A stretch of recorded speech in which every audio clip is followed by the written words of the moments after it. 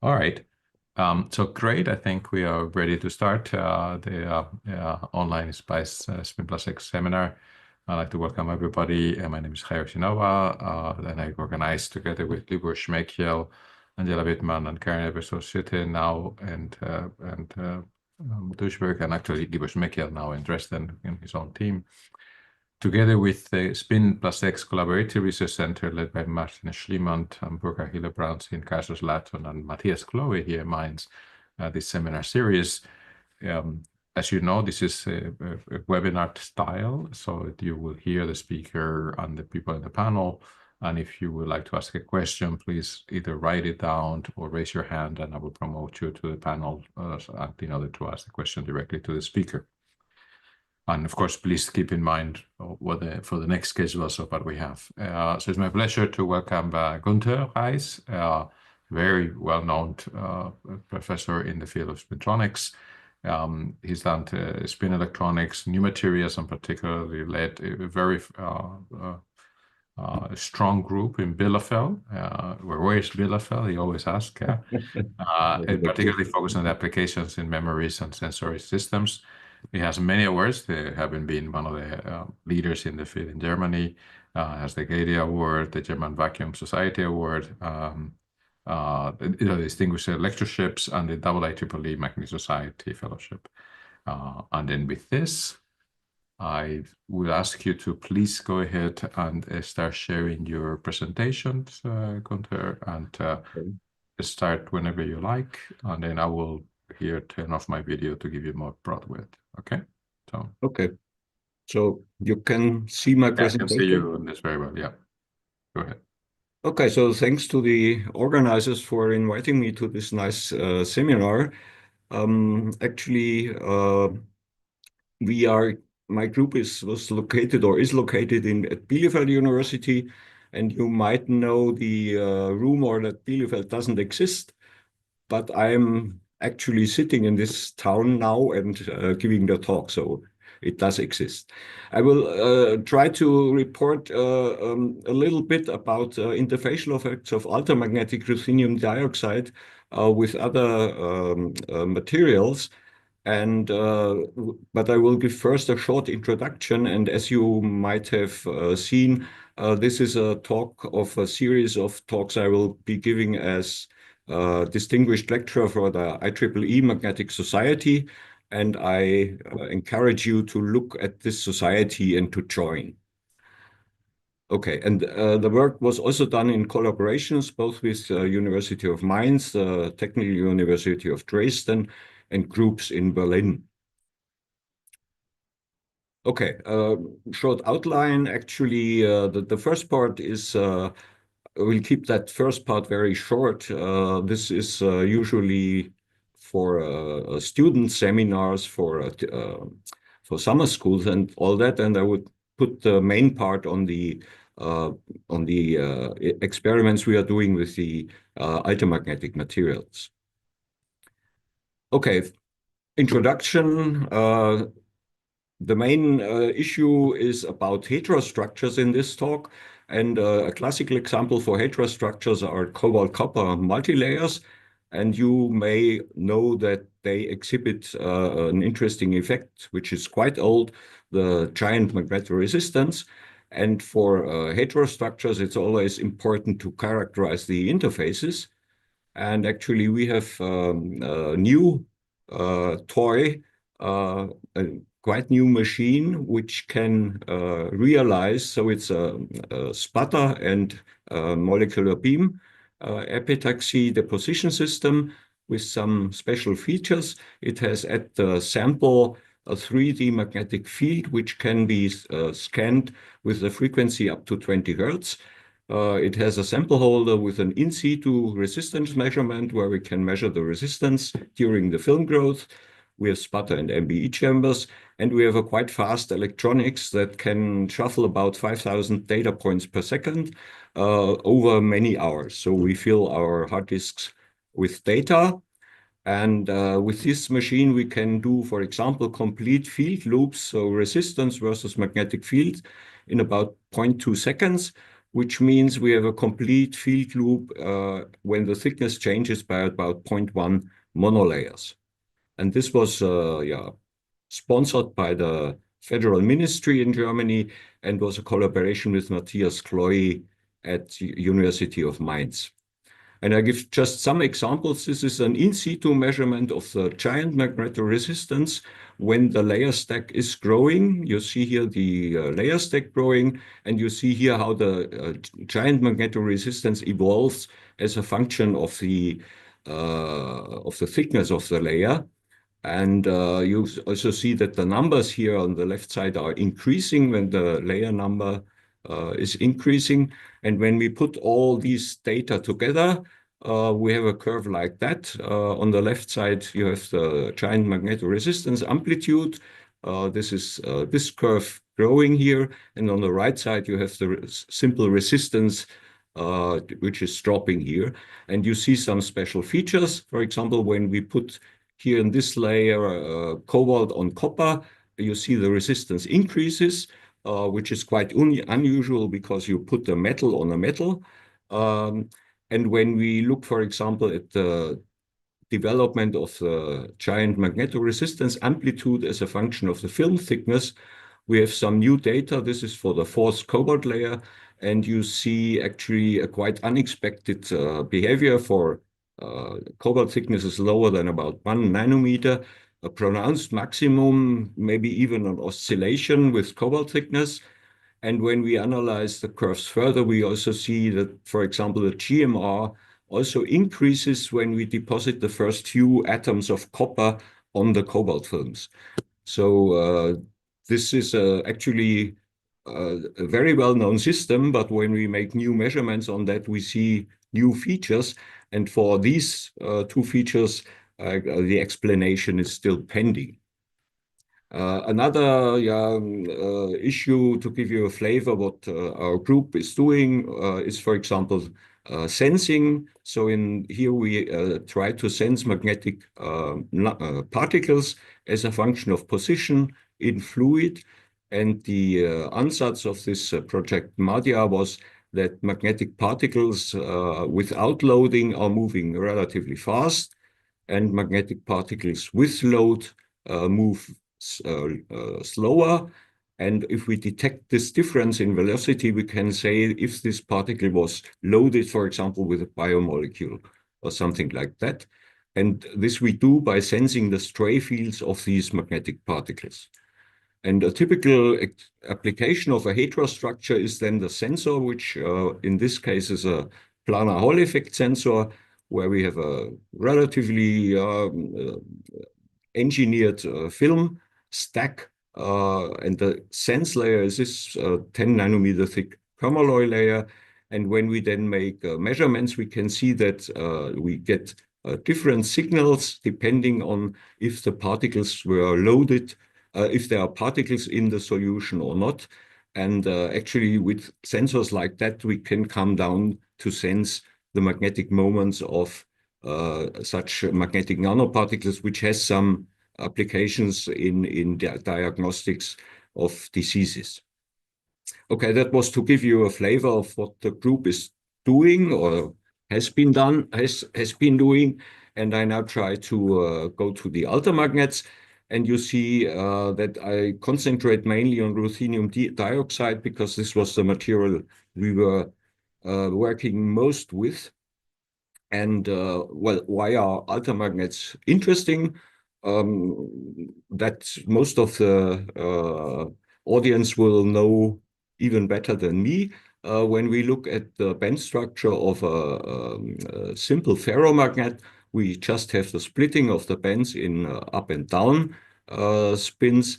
If we have a usual antiferromagnet, we have no band splitting and actually then also no possible spin currents running in the material. And when we look to an altermagnet, we have this spin splitting in K-space, which gives rise to possible spin currents in certain types of altermagnets in certain directions in space. And this is quite or very interesting because it's no net spin polarization as antiferromagnets have. But we have in this case spin polarized currents in certain altermagnets depending on the direction. And that's, of course, interesting for many phenomena. You can possibly realize a tunneling magnetoresistance. You can investigate spin-orbit torques, even two types. And this has many more applications, even going to memories or logic elements. And actually, I took this from the from this publication, which I can recommend reading. Okay, in the special case of ruthenium dioxide, we have a tetragonal lattice sketched here with ruthenium at the edges and in the center. And here you have the direction of the spins sitting on the ruthenium lattice. And if this material has a magnetic order, this is not primarily due to spin-orbit coupling, which is often the case for other materials, but due to the crystal symmetry surrounding the two ruthenium atoms and allowing the electrons to hop from one lattice to the other one. If this is given by the symmetry, then this order is also expected to be quite robust against contamination or doping of the material. But there have been also reports in these publications from the group of Valenti that the magnetic order in ruthenium dioxide could be also quite fragile, meaning that, for example, if lattice distortions occur, that the magnetic order can change. So it seems to be a quite interesting material to investigate. We started to grow this material. Actually on magnesium oxide single crystals with 100 orientation. And it turns out that on this substrate, this is sketched here, is the magnesium dioxide. And when you try to put the ruthenium dioxide on it, you see that it can grow in 110 direction, but there could be twinning in the growing crystal of ruthenium dioxide. Another issue is that actually we need either a 110 or 101 direction, because in the 001 direction there would be no net spin current, and so you have actually to turn your head and also turn your brain and in order to realize these changing directions. So we grow the films in 110 direction here, and the diagonal of the plane points upwards. And one issue is that there are not very many substrates possible for that. So I already mentioned the MgO. There is titanium dioxide, magnesium D fluoride, and there might be also others. Okay, this is the system. We are growing the materials mainly by sputtering in the sputter chamber. There's also an MBE chamber where we can deposit other materials. And in the sputter chamber, we have 7 targets, which can be where we can do also co-sputtering of materials by inclining the sputter sources. And the main work here was done by Mike Gerner, a very clever PhD student.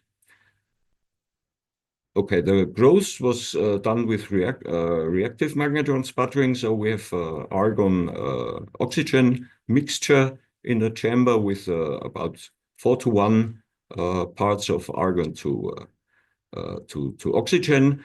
The deposition is at about 310 degrees centigrade at a pressure of about 7.10 to the minus 3 millibar. And there have been also techniques reported for single crystalline ruthenium dioxide growth with pulsed laser deposition. So I cite here 3 publications and with MBE. We grow these materials at this pressure here of 7 times 10 to the minus 3 millibar, because here you already see a rocking curve, and you see that the rocking curve has the most pronounced maximum at this pressure, which means that the crystallinity at this pressure is at best. Okay, ruthenium dioxide on titanium dioxide. Here's an X-ray diffraction of the material, and here you see high-resolution TEM images. This looks very nice. The ruthenium dioxide looks quite single crystalline, and it turns out when we make a texture map with XRD that we have actually only the two spots we expect if there is no twinning for the 110 direction of ruthenium dioxide. So we have highly textured growth and no twinning on the titanium dioxide. And the situation changes a bit when we put the material on magnesium oxide. Actually, the TEM image looks a little bit worse, but this might be due to, not really due to the crystalline structure. But if we look at the texture map, we have 4 points now. And that means we have a twinning of the crystals. So we have two crystal directions in the films, which are twinned by about 90 degrees. If we now take the films grown on MgO substrate and investigate the temperature dependence of the resistance, the result is shown here. This is the resistivity, and the lower panel shows the derivatives, so the slope of the resistivity with respect to temperature. Actually, we see two deviations from a straight line in this small temperature range here. And actually, this agrees somehow with former publications from Feng et al. At Nature Electronics. They also saw a step like that in the derivative of the resistivity, and they related that with the Neél temperature. In our case, we do see a hysteresis, which is not due to uncertainties in temperature or so, and it's not quite clear what that means now, but it seems that this is the first hint that there is a Neél temperature in the system, and that would mean that there is an antiferromagnetic order in the films. Okay, now we start covering the films to build heterostructures, first with permalloy, so with a ferromagnet. And when we again do texture maps with X-rays, we see that the permalloy has here 6 maxima in the texture maps. And this means, on one hand, polycrystalline growth of the permalloy, which is nickel 80, iron 20. We have a 6-fold symmetry, and this means we have a 111 growth direction of the permalloy, but with twinning in the system. When we have a 111 texture, we would expect no magnetic anisotropy for this ferromagnetic film, so for the permalloy. When we investigate then the magnetic properties, here we see in an angle plot the magnetic remanence as a function of the angle of the applied field. And here you see a quite strong uniaxial anisotropy in the system. And there is a different remanence for plus 180 degree and 0 degree. And that's unusual for a simple ferromagnetic film. And when we do then squid measurements with this system, we see that the permalloy exhibits an exchange bias of about 17 to 18 millitesla. This is a hint for antiferromagnetism in the ruthenium dioxide. It turned out that this exchange bias is not really stable if we anneal the system. This information I will need later. We get a saturation magnetization for the permalloy of around 1 Tesla. So we saw this exchange bias reproducibly in the films as prepared. Actually, it's in the moment we try to investigate how to stabilize this effect. Good. Next are Harmonic Hall investigations of torques in ruthenium dioxide permalloy. For that, we use the so-called 2 omega method, and we start with an altermagnet. We cover it, in this case, with a ferromagnet, and then we put around quite measurement surrounding where we measure, where we send a current through the system. We measure the longitudinal voltage UXX, then the perpendicular voltage UXY, and by a parallel resistor, we measure indirectly the current running through the system. And we apply an AC voltage with a certain frequency omega. And the system then gives out the first, second, and third harmonic of the signal, the X and Y components. And actually, our computer is a bit more modern than that's sketched here in this sketch. And for a ferromagnet, we additionally apply a magnetic field at an in-plane angle of phi. So we have we can rotate the field in the plane of the ferromagnet. What we then expect to have a signal in the perpendicular voltage XY, we expect to have two components, mainly one with 1 omega and one with the double frequency 2 omega.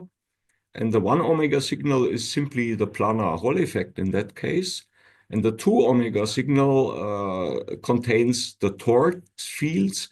So the torque which is exerted from the ruthenium dioxide on the magnetic film. And there are also effects of the Nernst effect, which is summarized all in this last term alpha prime times the current. And you see that there is dependence on the field angle is here 2 phi, again 2 phi, and 1 phi. So by decomposing this, when you measure the effect as a function of the field angle, we can determine these two fields,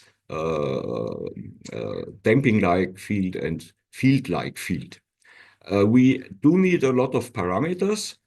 And for our Hall crosses, actually, we have also to introduce a correction factor, which is about 1/1.45. And you can look for that in this publication by the group of Markus Meinert. This is due to current inhomogeneity when a current flows through a cross like that. Good. We determined all the signals from X-ray deflection. We get the thicknesses from anomalous Hall effect measurements. We get the amplitude of the anomalous Hall effect and again the saturation magnetization. And when we now analyze the 1 omega signal, we expect this signal here up, and what we get is this one. This is for two amplitudes of the rotating magnetic field. Left 80 millitesla, right 350 millitesla. And if you are very familiar with magnetism, you already see when the field is small, this is more like a sawtooth signal. And this is due to the anisotropy I also already mentioned. So the field is not large enough that the magnetization really strictly follows the field direction. And when we increase the field, this improves. So what we expect is what we get in this case, we get the planar Hall effect. If we now analyze the second harmonic Hall voltages, again for different field strengths, this is summarized in this plot here. And you see that we get a relatively large signal for small fields, and the signal decreases if the field strength increases. This is a sort of dilemma in the 2 omega method, because when you have a very strong field, the magnetization is always parallel to the field, but then it cannot follow any torques anymore, and so then the signal decreases. And we can analyze that in terms of the spin Hall angles, damping-like and field-like. And what we see is that there is a damping-like spin-Hall angle close to 0 and a quite significant field-like spin-Hall angle of about 0.3 coming out of these measurements. So torques seem to be present, and that again would hint to antiferromagnetism in the ruthenium dioxide and to the presence of spin currents flowing between the permalloy and the ruthenium dioxide in that case. Okay, next point is Neél vector switching. So this is another technique where we have a system ruthenium dioxide coated with platinum, and we now again drive current through the system and try to switch the Neél vector of the ruthenium dioxide by the spin Hall effect in the platinum. So we have here a top view of the system where this would be the platinum film, and which covers the ruthenium dioxide, and we have current pulses running through the two current lines here. They give rise to a spin accumulation at the platinum surface, which then should have an influence on the Neél vector of the ruthenium dioxide.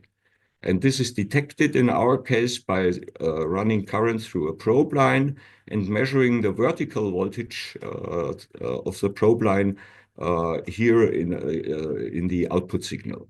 That would mean we measure again the planar Hall effect in this system because we expect an antiferromagnet to make also a planar Hall effect. And if the Neél vector rotates, then we would expect a signal. So what we expect in that case is that if all is simple metallic and not magnetic, that we see nothing. And we expect an anisotropic magnetic resistance or planar Hall voltage if the Neél vector rotates. And what we get is a signal like that. So the red parts, we pulse the current in one direction. The white parts are no current pulses, so relaxation, and the green parts is pulsing the currents in the opposite direction. And what we see is something quite typical when we compare it to the established Neél vector switching in, for example, in this system, manganese nitride platinum. So the curves do look quite similar. There's also a change of the Neél vector, then followed by a relaxation, change of the Neél vector in the other direction, a relaxation again, and so on. And in this case, Mareike Dun's PhD thesis measured that for many different temperatures.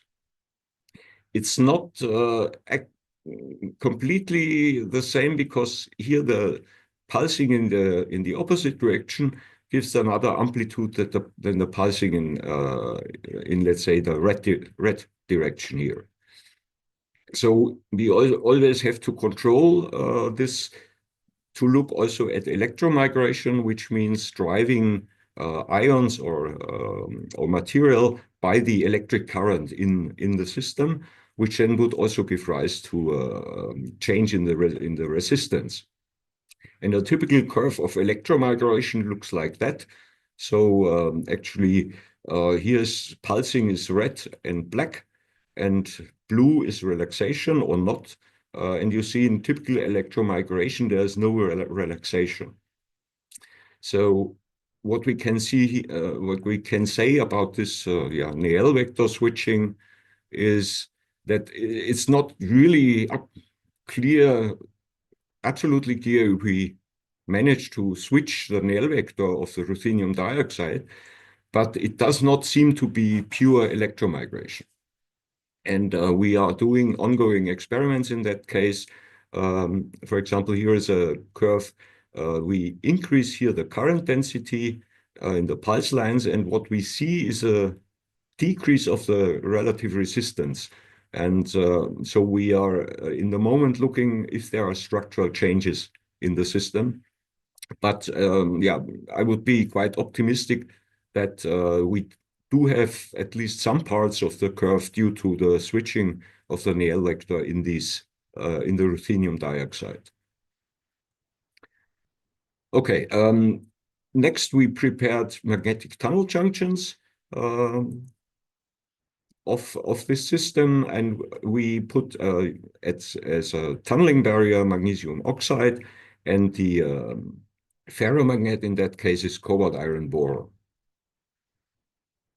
Okay, again, we have the spin splitting in the 110 direction that would give rise to a spin polarized current. And then we would have different transmissions if the ferromagnet is parallel or antiparallel to the spin polarization of the current. And so we would expect to see a tunneling magnetoresistance in the system if we have spin polarized currents from the ruthenium dioxide.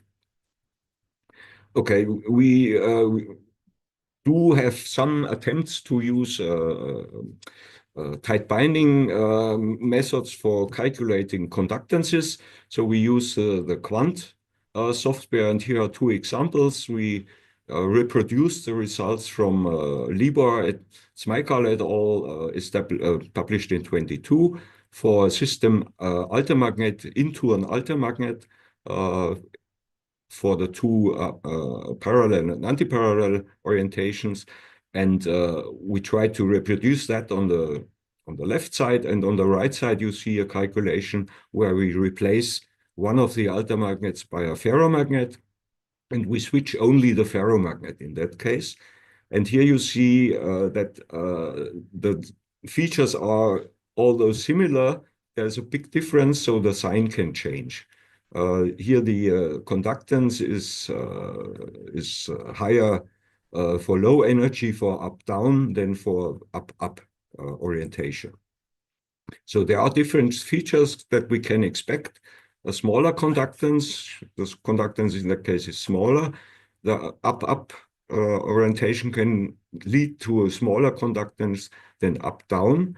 The problem for an experimentalist is that the energy is not directly accessible by experiments. What we have is a voltage and the direction of the magnetization in that case.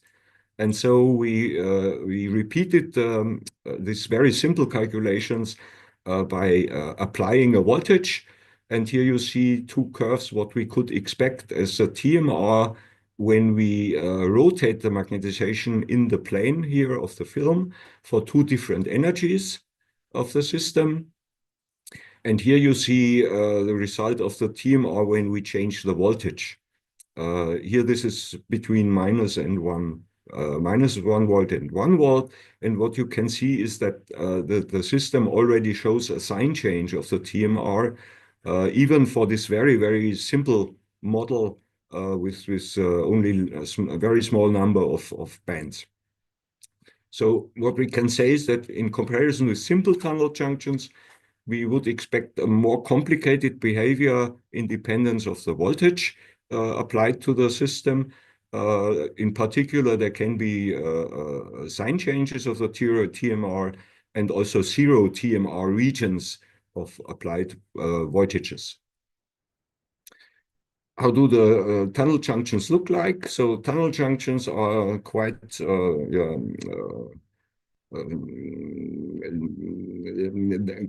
sensitive to any change you are doing on the barrier. And what we see for the system ruthenium dioxide, MgO, cobalt iron boron, is that we have only partly crystalline MgO. So the ruthenium dioxide has this twin structure. The barrier, this is this bright region here, is continuous, but it's relatively rough in the moment, and it's only partly crystalline, and that's actually ongoing work to improve that situation. The MTJs and themselves are produced by a three-step lithography process, resulting in a system like that. Oops. So we have a ruthenium dioxide covered by MgO, then cobalt iron boron, and gold top electrode contact. And we use the lower ruthenium dioxide as a bottom contact. And the pillars have usually a diameter between something like 200 nanometer up to 2 microns. And actually, first, what you do first in tunnel junctions is you try IV curves, so apply a bias voltage and measure the current. And what we see is a typical nonlinear behavior as a function of the current as a function of the bias voltage, and that's something typical for tunneling. This is the derivative of the curve as a function of the bias voltage, and you see here this typical curve for tunneling. And this is the same for a titanium dioxide substrate. And you see here that the current at zero voltage has a much higher resistance. And that would point to that the system has better barriers in the case of titanium dioxide substrate. Unfortunately, in the moment, we have not much measurements of other properties, so this is ongoing work in the moment. But yeah, what we can say from these curves is that we have a typical nonlinear behavior, and that all in all, the tunneling seems to be okay. If we now measure the dependence of the tunneling current on the orientation of a magnetic field, yeah, we apply here an out-of-plane magnetic field, and you see we do see a difference. If there is no out-of-plane magnetic field, then the magnetization lies in the plane, and when we saturate the magnetization out of plane by around 4 Tesla field. What we see is here that we have only small regions of the applied voltage where the two currents in let's say in plane direction of the field and out of plane direction are different, but we have a quite sizable TMR in these regions. So it's about 8.3% if the bias voltage is 13.5 millivolt, and about 13.2% if the bias voltage is 16.4 millivolt. So we see a sign change, and we also see, unfortunately, up to now, quite large regions of the bias voltage where there is no TMR. And these measurements are at 3 Kelvin. I will come to the temperature dependence in a moment. Actually, G et al. Published much more elaborated theoretical consideration, and they saw also a quite complicated behavior of the TMR as a function of the energy in that case, which would be also mirrored by curves of the TMR as a function of the bias voltage. So this seems to be in some agreement with theoretical calculations of the TMR. We also changed to making angle scans, so we keep the field amplitude now constant, and we rotate the magnetic field. And what we see then is a twofold, a one-fold symmetry of the resulting curves when we measure the TMR as a function of this field angle.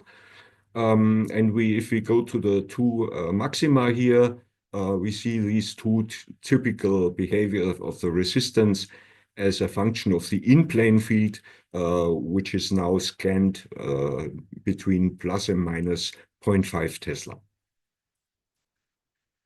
Actually, we can analyze this further. This was ruthenium dioxide on MgO, where we know that the ruthenium dioxide has twinning, and we make a simple two-domain fitting model. So we make make an ansatz where we have some TMR from twin A and some TMR from twin B, which is rotated by an angle and which has then another sign.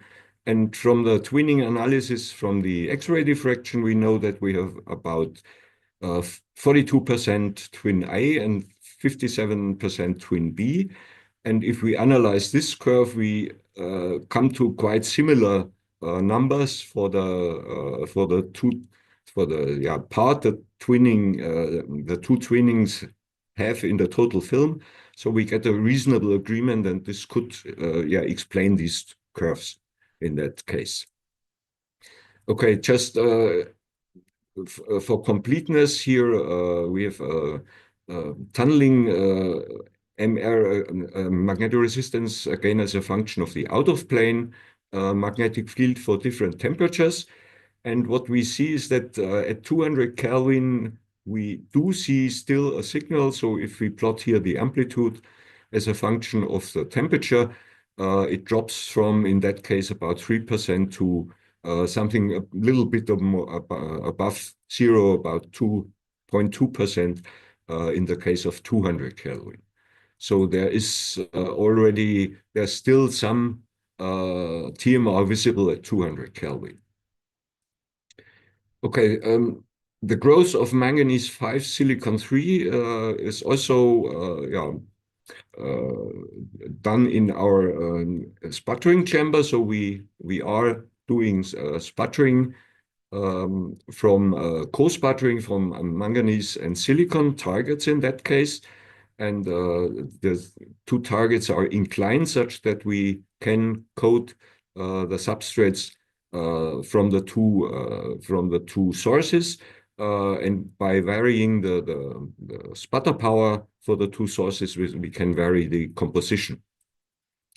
And this we do for different substrate temperatures, and yeah, this is for completeness here, the sample holder. Okay, when we do X-ray diffraction on this system, we do see a quite highly textured growth of manganese 5 silicon 3 in 0001 direction on the sapphire substrate. But unfortunately, here are rocking curves for the different growth temperatures here, 360 degree, 440, and 520. And what we see for the 360 degree that there's the crystallinity is quite bad.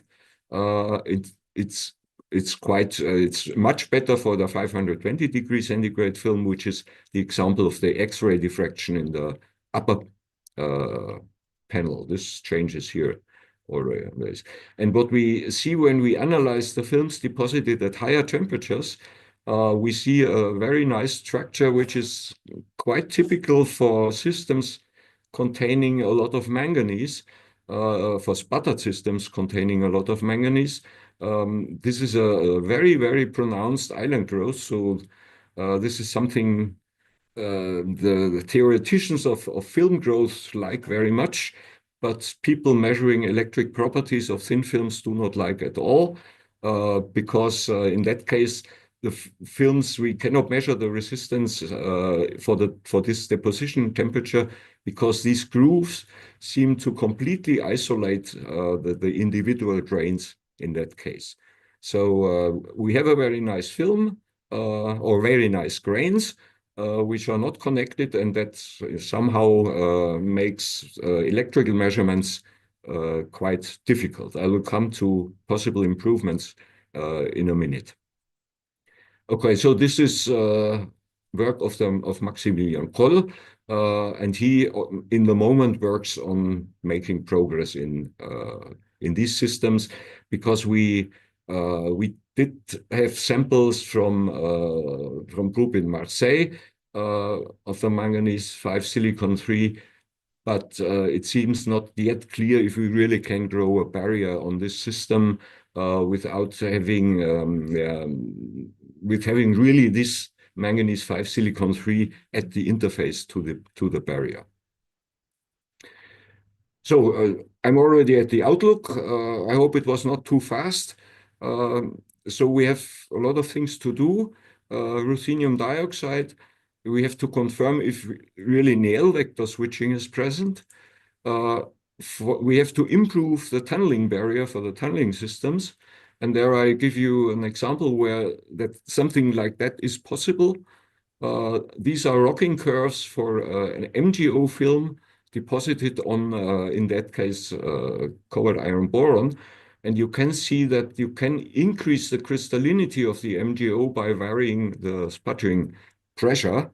And we need as much crystallinity of the MgO as possible to have reasonable TMR effects. We have to modify the growth of the manganese silicon system. And here you see a first ansatz Maximilian Koll is doing.